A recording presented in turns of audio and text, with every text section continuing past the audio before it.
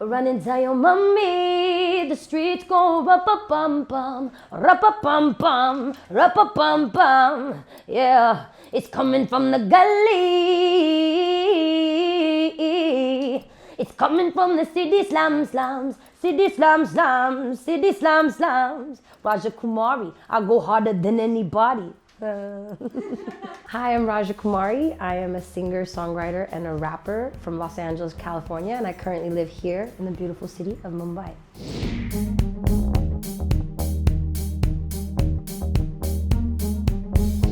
I released Bloodline actually like last year, but I've been releasing singles from it throughout the year. So it's been a really crazy experience. I wrote Bloodline at a time when I was making my transition to living in India full time. And I encountered a lot of experiences living here, but a lot of them were about identity, you know.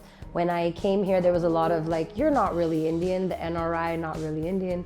You know, you're American, you know, you shouldn't really understand these things, or whatever the conversations were. There was, in America, I was not American enough, and in India, I was not Indian enough. And that grew a lot of angst in a lot of ways. And I felt that when I was making this album, it was really an album that I wanted the West to listen to. I wanted them to hear me use words that were in the vernacular, like use, you know, saying things like send my Benjis over to Gandhi and now we feast. It's like, it's almost like a revolution kind of plea, and just saying different things that were about like in karma kills you quicker than the reaper can.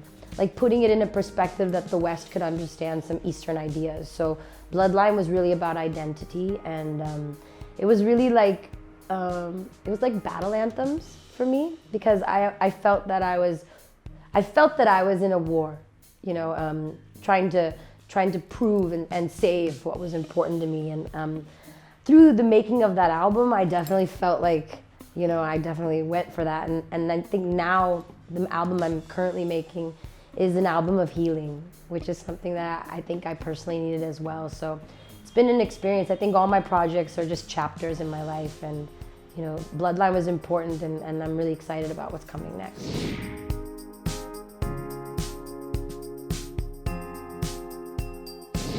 You know, it's like a defense mechanism. It was like a survival tactic. You know, I grew up in Los Angeles, and in my home was very traditional. You know, I was learning classical art forms, 3 different styles. You know, I was like only watching like, you know, Telugu movies and listening to A.R. Rahman in the house until my brother gave me the Fugees album.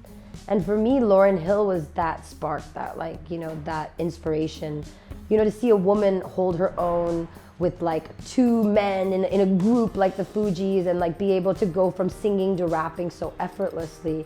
I just felt like that was an archetype that I could become, you know, like I could be like her. And it feels that they're very different, but I think in my journey of understanding, you know, what I had learned like with the Jatis and, you know, with hip hop music, was that there was a lot of similarities. And I think it was a rhythmic similarity, and I do this in my song Mira, and I love to do it to illustrate. But so there's a jati, thousands of years old. We all recognize these rhythms, and you know, I realized that when I was listening to rap music, that was just rhythms as well. So it became Raja Kumari, daughter of the king. How long you think that you could keep up with my tempo? Dance to the rhythm, dance in the Himalaya. I ain't hearing what they say. So it just, once I like discovered that it was the same, it kind of broke all these barriers, and it broke all these feelings of otherness, like not belonging. When I didn't feel that I belonged in the US, and when I came to India, I knew that I was different. I found in that music, like that was my healing, that like I could be both at the same time. And I feel like that's what I really needed to be. I wanted to be the bridge. And I think once I kind of found that as my outlet, I just kept pouring into it. So whether I'm blending a jati with hip hop music, or maybe it's like a concept, like, you know, maybe it's you know, a song like Karma, where obviously the word is in Sanskrit, but like the music video was just this like Devi on, like, it was just like a neon Devi, you know, vibes. And there was a lot of Tandav, a lot of demon slaying. But that was like a modern version of Mahishasura Mardini for me. You know, like instead of the Trishul, I had the baseball bat and I was taking his head off. You know, so there's still things that I learned from classical dance that influence maybe visually or maybe even my costume, you know? Maybe it's the way that we're wearing the jhumkas, you know, with the jean, or, you know, just mixing different, you know, wearing the alta. That's, you know, in the Kaun Hai Tu video, I was wearing black, you know, alta. And I think bringing in elements like that makes it feel authentic for me because I'm not leaving either side behind. I'm growing as a person, and I think when you're an artist, you have the luxury to constantly be thinking about yourself in a way, because the music is an expression of your identity and yourself. So I'm constantly able to see what's wrong and what can be improved because you put it out there for the world, and they're not shy to tell you, you know, when there's issues. So I've been spending a lot of time on myself and working on myself and projecting more positive vibrations into the world, because if people are listening to me, I should be using it for value.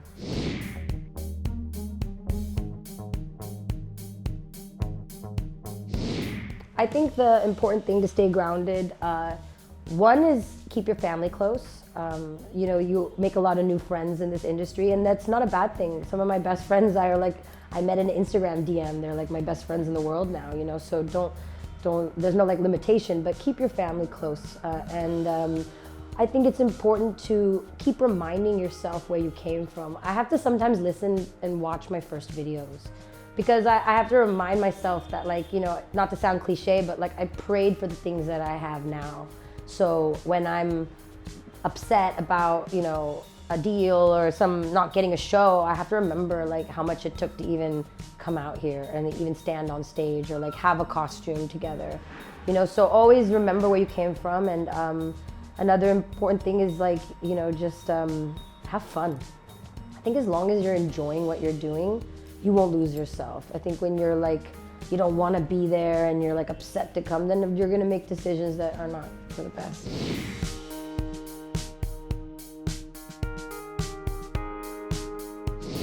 It was fun. You know, when I keep getting these, like, I think America keeps reminding me not to forget. Like, it's just like, sometimes everyone goes through their own thing. Sometimes I think that no one hears it or doesn't care, because that's like your own self thing that you do as an artist. And then America's like, knock, knock, by the way, this is the largest, like, music. It's the American Music Awards, and we want you to wear an American designer like Tommy Hilfiger. Like, you are American. And, you know, sometimes America has to keep reminding me that it's part of my home too.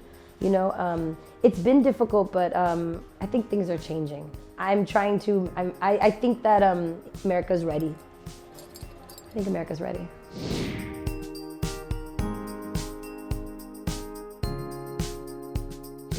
It's so valuable. You can see how it's affecting people just within a year. Like, you know, it's like just seeing someone like yourself is so powerful. When I was a kid, I didn't see anyone. So then I positioned myself to become the one that I wanted to see. You know, I even was like, I wish there was someone up there like a superhero. You know, a lot of times my costumes look like superhero costumes because that's what I wanted to be. There wasn't anybody like me, and there wasn't a powerful woman either. You know, like, they didn't want to show you a powerful woman. But I only knew powerful women because I grew up reading about Devi and Sita and, you know, like Satyabhama with all her attitude, you know. So for me, I'm like, I only saw powerful women, you know. So it's just like, that's what I wanted to become that. But yeah, their representation in the industry is so important. This time is so important. It's all on purpose. We are seeding the youth. Like, the youth is watching and they're awake, and I'm hoping that they know they can do absolutely anything they want to do, and that the arts are important, and we can't have a full society without artists. And I really hope that we don't lose our Indian tradition and culture in 100 years, because, you know, as somebody who's studied classical Indian dance for more than half my life and has visited Chidambaram and seen the karnas on the walls and understood, you know, the depths of like how far it goes for the Natya Shastra, it's a scary thing that I could say all those words right now and most people in the room might not have any idea what I'm saying. And that's a scary thought for me as an artist. And you know, my Guruji, Srimati Sumati Kaushal, she just passed away on Guru Paurnami a few months ago last year. And when she passed away, it made me realize that it's, you know, it's becoming the end of the era where the greats kept the art. And it's really important that we encourage, our youth to also study the classical arts, because it's not just music, it's not just dance, it just carries so much information. It's about the culture, it's about the nuances, it's about the philosophy, it's about the history, and we shouldn't lose it.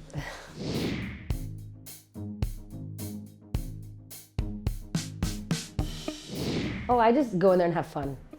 Like when I'm ready for my album, I'm like putting myself through all kinds of trials and like, is it good enough? And it's like I go over to Bollywood and I'm just like, yo, Salman Khan called me and like, Shah Rukh Khan called me to do this, so I'm just gonna go in here and do it. Like I just feel like, hip hop also coming into Bollywood is like so new, so it's not like you have to like be like these, sometimes when I'm writing my own music, I'm like thinking about internal rhyme schemes, I'm thinking about alliteration, I'm thinking about repetition, I'm thinking about rhythms, I'm thinking about like where the punchlines are, the double entendres. If I'm writing for Bollywood, I'm just like, let's go baby, like let's do this, so it's fun. It's just like no pressure for Bollywood music.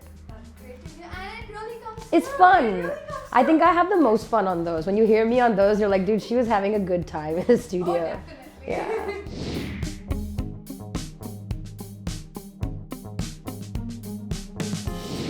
Of course. I think that being a songwriter is actually like so integral to my artistry, because I can't always write the same type of song every day. Like I need to keep the muscle kind of working. So I love to go into a room and help someone else kind of like express themselves and also try different melodies. Cause like if I do a melody, like for Fall Out Boy, I heard this melody in my head and I felt like it was kind of like Indian vibe, like hey, hey, oh, hey, hey. It was just some riff. But then when we were in the room with Justin Tranter and with J.R. Rodham, like they heard it and they heard something else, So we were able to put it on the song, and then when Fall Out Boy heard it, they heard themselves in it and they took it somewhere else. So it's like you never know your role in a songwriting process. I just like to do my part in it, and I love that like you can create a song and it can just go somewhere so crazy. Like Fall Out Boy Centuries, I talk about this a lot, but I just like I can't get over it. That Kobe Bryant walked out to his final game at the Lakers, final game for the Lakers, to the song Centuries. So it was like, man, a song that me and my friends wrote became the soundtrack to the greatest athlete of like all time, like walking out for his final game. So music is the soundtrack for everyone's life, so it's important. It is. I remember every time I used to hear it on the radio at the time when it was like on the radio, it was like top 10. I would be like getting my nails done, it would start playing, and I'd be like, I'll take the extra massage. But the funny thing is that stream is like a quarter of a cent, but like in the moment, I was like, yes, 5 more minutes on that massage, thank you. You hear this? Yes, it's me.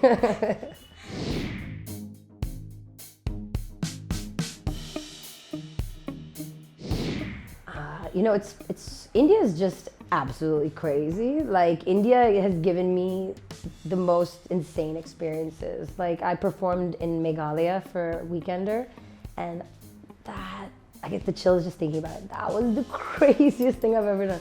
There was like, it started, there was like 4,000 people, and then as the show kept going in, they just started spilling in, and it was this like amphitheater. And you could just feel the connection with everybody there. Because when I sang City Slums, it was like, the place like was like alive, and then they were like, encore. I've never done an encore. So I looked at my manager, I looked over at Tej, and I was like, should I do it? He's like, do it. So I was like, let's do it again. And when I sang it the second time, the place exploded. Like I never thought energy could be like that. It was like a volcano, it was crazy. And I sang it the second time, and I don't think I'll ever forget that in my entire life. But America is another crazy thing. Like I did my tour, the Karma Kills tour in the US in June last year. The first show was in Washington, DC. So obviously in India, you have the numbers, you have the stage, you have the craziness, but America was this like intimate set, Like I didn't bring all the hoopla. There wasn't explosions, there wasn't dancers. It was just a throne, me and a mic, It was just me and the throne, of course. Please let's don't forget, the throne has to be there. Everybody knew every word. And I realized that there was a difference too, like in India, like everybody is with me, but they may not all like know the lyrics, because it's funny, I'm actually in English here. But in America, it's like that's what they, genuinely speak. So it's like every word. And I guess I knew what it felt like, for people here that have everyone sing their lyrics. Yeah. But America is beautiful because there's a lot of hope there. Like the people that are there, it's such a necessity. Like we don't have anyone. Like I always tell people in India, you grew up looking at magazines with Indian faces on them. We just were scouring the world for somebody to look like us. We would take anyone, So it's like when I go home, I feel that. I feel when people thank me and they're crying and then they say how much it means to them. I relate like so much, and I realize how much value that has, because if I had had that when I was growing up, I don't know, where I'd be. I don't know what would have happened. So they're both very valuable. I want to be part of that crowd. Man, I can't wait to do festivals in America though. I can't wait to get the same kind of crowd in India, in America. Then come talk to me. Then let's have an interview.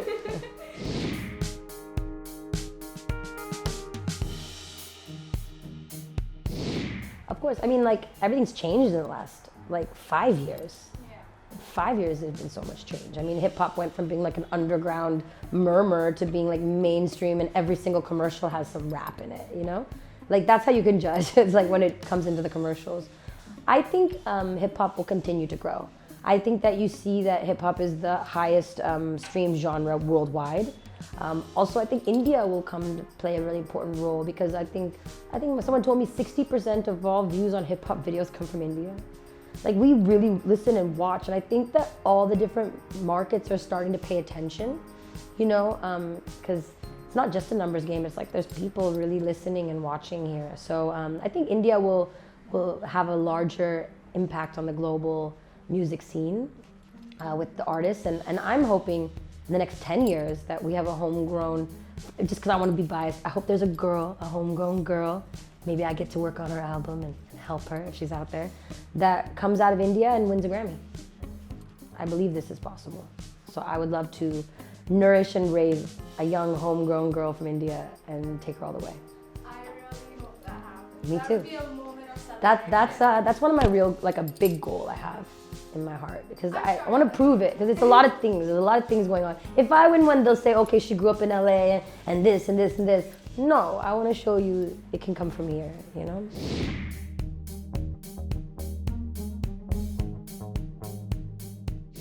I think it's beginning. I think you're seeing all these collaborations, multi-languages on one song, and you're seeing obviously insane collaborations like Nas and Divine and Nazy, and Ranveer for Gully Boy, which was like the craziest thing for us as hip hop, fans to see that. That was exciting.